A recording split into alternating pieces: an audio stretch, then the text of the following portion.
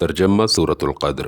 ہم نے اس قرآن کو شب قدر میں نازل کیا ہے، اور تم کیا جانو کہ شب قدر کیا ہے؟ شب قدر 1000 مہینوں سے زیادہ بہتر ہے۔ فرشتے اور روح اس میں اپنے رب کے اذن سے ہر حکم لے کر اترتے ہیں۔ وہ رات سراسر سلامتی ہے طلوع فجر تک۔ اصل میں الفاظ ہیں انزلناہ، ہم نے نازل کیا ہے، لیکن بغیر اس کے کہ پہلے قرآن کا کوئی ذکر ہو، اشارہ قرآن ہی کی طرف ہے، اس لیے کہ نازل کرنا خود بخود اس پر دلالت کرتا ہے کہ مراد قرآن ہے۔ اور قرآن مجید میں اس امر کی بکثرت مثالیں موجود ہیں کہ اگر سیاق کلام یا انداز بیان سے ضمیر کا مرجع خود ظاہر ہو رہا ہو تو ضمیر ایسی حالت میں بھی استعمال کر لی جاتی ہے جبکہ اس کے مرجع کا ذکر پہلے یا بعد میں کہیں نہ کیا گیا ہو۔ یہاں فرمایا گیا ہے کہ ہم نے قرآن کو شب قدر میں نازل کیا ہے، اور سورہ بقرہ میں ارشاد ہوا ہے شہر رمضان الذی انزل فیہ القرآن، رمضان وہ مہینہ ہے جس میں قرآن نازل کیا گیا ہے۔ اس سے معلوم ہوا کہ وہ رات جس میں پہلی مرتبہ خدا کا فرشتہ غار حرا میں نبی صلی اللہ علیہ وسلم کے پاس وحی لے کر آیا تھا، وہ ماہ رمضان کی ایک رات تھی۔ اس رات کو یہاں شب قدر کہا گیا ہے، اور سورہ دخان میں اسی کو مبارک رات فرمایا گیا ہے۔ انا انزلناہ فی لیلۃ مبارکہ، ہم نے اسے ایک برکت والی رات میں نازل کیا ہے۔ اس رات میں قرآن نازل کرنے کے دو مطلب ہو سکتے ہیں، ایک یہ کہ اس رات پورا قرآن حامل وحی فرشتوں کے حوالہ کر دیا گیا، اور پھر واقعات اور حالات کے مطابق وقتاً فوقتاً 23 سال کے دوران میں جبریل علیہ السلام اللہ تعالیٰ کے حکم سے اس کی آیات اور صورتیں رسول صلی اللہ علیہ وسلم پر نازل کرتے رہے۔ یہ مطلب ابن عباس نے بیان کیا ہے۔ دوسرا مطلب یہ ہے کہ قرآن کے نزول کی ابتدا اس رات سے ہوئی، یہ امام شعبی کا قول ہے، اگرچہ ان سے بھی دوسرا قول وہی منقول ہے جو ابن عباس کا اوپر گزرا ہے۔ بہرحال دونوں صورتوں میں بات ایک ہی رہتی ہے کہ رسول اللہ صلی اللہ علیہ وسلم پر قرآن کے نزول کا سلسلہ اسی رات کو شروع ہوا، اور یہی رات تھی جس میں سورہ علق کی ابتدائی 5 آیات نازل کی گئیں۔ تاہم یہ بات اپنی جگہ ایک حقیقت ہے کہ قرآن کی آیات اور سورتیں اللہ تعالیٰ اسی وقت تصنیف نہیں فرماتا تھا جب رسول اللہ صلی اللہ علیہ وسلم اور آپ کی دعوت اسلامی کو کسی واقعہ یا معاملہ میں ہدایت کی ضرورت پیش آتی تھی، بلکہ کائنات کی تخلیق سے بھی پہلے ازل میں اللہ تعالیٰ کے ہاں زمین پر نوع انسانی کی پیدائش، اس میں انبیاء کی بعثت، انبیاء پر نازل کی جانے والی کتابوں اور تمام انبیاء کے بعد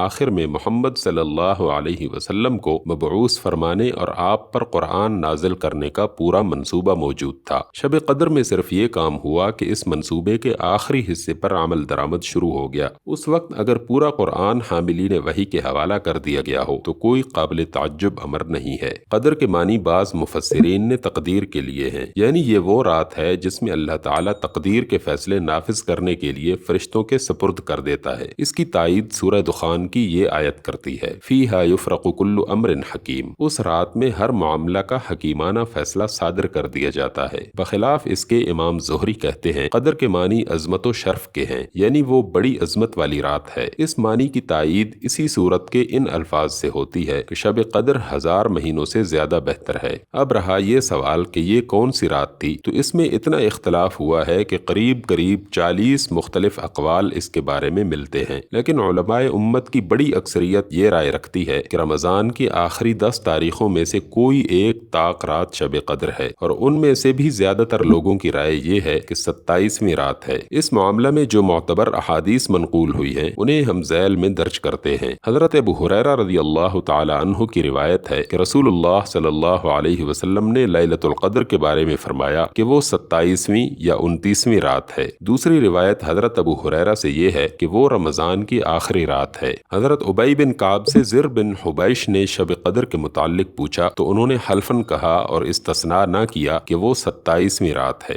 حضرت ابو ذر سے اس کے بارے میں دریافت کیا گیا تو انہوں نے کہا کہ حضرت عمر، حضرت حذیفہ اور اصحاب رسول اللہ صلی اللہ علیہ وسلم میں سے بہت سے لوگوں کو اس میں کوئی شک نہ تھا کہ وہ رمضان کی 27ویں رات ہے۔ حضرت عبادہ بن صامت کی روایت ہے کہ رسول اللہ صلی اللہ علیہ وسلم نے فرمایا کہ شب قدر رمضان کی آخری 10 راتوں میں سے طاق رات ہے، 21ویں یا 23ویں یا 25ویں یا 27ویں یا 29ویں یا آخری۔ حضرت عبداللہ بن عباس کہتے ہیں کہ رسول اللہ صلی اللہ علیہ وسلم نے فرمایا اسے رمضان کی آخری 10 راتوں میں تلاش کرو جبکہ مہینہ ختم ہونے میں 9 دن باقی باقی ہوں یا 7 دن باقی ہوں یا 5 دن باقی ہوں۔ اکثر اہل علم نے اس کا مطلب یہ لیا ہے کہ حضور صلی اللہ علیہ وسلم کی مراد طاق راتوں سے تھی۔ حضرت ابو بکرہ کی روایت ہے کہ 9 دن باقی ہوں یا 7 دن یا 5 دن یا 3 دن یا آخری رات، مراد یہ تھی کہ ان تاریخوں میں لیلۃ القدر کو تلاش کرو۔ حضرت عائشہ رضی اللہ تعالی عنہا کی روایت ہے کہ رسول اللہ صلی اللہ علیہ وسلم نے فرمایا کہ شب قدر کو رمضان کی آخری 10 راتوں میں سے طاق رات میں تلاش کرو۔ حضرت عائشہ اور حضرت عبداللہ بن عمر کی یہ بھی روایت ہے کہ رسول اللہ صلی اللہ علیہ وسلم نے تازیست رمضان کی آخری 10 راتوں میں اعتکاف فرمایا ہے۔ اس معاملہ میں جو روایات حضرت معاویہ، حضرت ابن عمر، حضرت ابن عباس وغیرہ بزرگوں سے مروی ہیں، ان کی بنا پر علماء سلف کی بڑی تعداد 27ویں رمضان ہی کو شب قدر سمجھتی ہے۔ غالباً کسی رات کا تعین اللہ اور اس کے رسول صلی اللہ علیہ وسلم کی طرف سے اس لیے نہیں کیا گیا ہے کہ شب قدر کی فضیلت سے فیض اٹھانے کے شوق میں لوگ زیادہ سے زیادہ راتیں عبادت میں گزاریں اور کسی ایک رات پر اکتفا نہ کریں۔ یہاں یہ سوال پیدا ہوتا ہے کہ جس وقت مکہ معظمہ میں رات ہوتی ہے اس وقت دنیا کے ایک بہت بڑے حصے میں دن ہوتا ہے، اس لیے ان علاقوں کے لوگ تو کبھی شب قدر کو پا ہی نہیں سکتے۔ اس کا جواب یہ ہے کہ عربی زبان میں اکثر رات کا لفظ دن اور رات کے مجموعے کے لیے بولا جاتا ہے، اس لیے رمضان کی ان تاریخوں میں سے جو تاریخ بھی دنیا کے کسی حصہ میں ہو اس کے دن سے پہلے والی رات وہاں کے لیے شب قدر ہو سکتی ہے۔ مفسرین نے بالعموم اس کے معنی یہ بیان کیے ہیں کہ اس رات کا عمل خیر 1000 مہینوں کے عمل خیر سے افضل ہے جس میں شب قدر شمار نہ ہو۔ اس میں شک نہیں کہ یہ بات اپنی جگہ پر درست ہے اور رسول اللہ صلی اللہ علیہ وسلم نے اس رات کے عمل کی بڑی فضیلت بیان کی ہے۔ چنانچہ بخاری و مسلم میں حضرت ابو ہریرہ کی روایت ہے کہ حضور صلی اللہ علیہ وسلم نے فرمایا: من قام لیلۃ القدر ایمانا و احتسابا غفر له ما تقدم من ذنبه۔ جو شخص شب قدر میں ایمان کے ساتھ اور اللہ کے اجر کی خاطر عبادت کے لیے کھڑا رہا اس کے تمام پچھلے گناہ معاف ہو گئے۔ اور مسند احمد میں حضرت عبادہ بن صامت کی روایت ہے کہ حضور صلی اللہ علیہ وسلم نے فرمایا کہ شب قدر رمضان کی آخری 10 راتوں میں ہے۔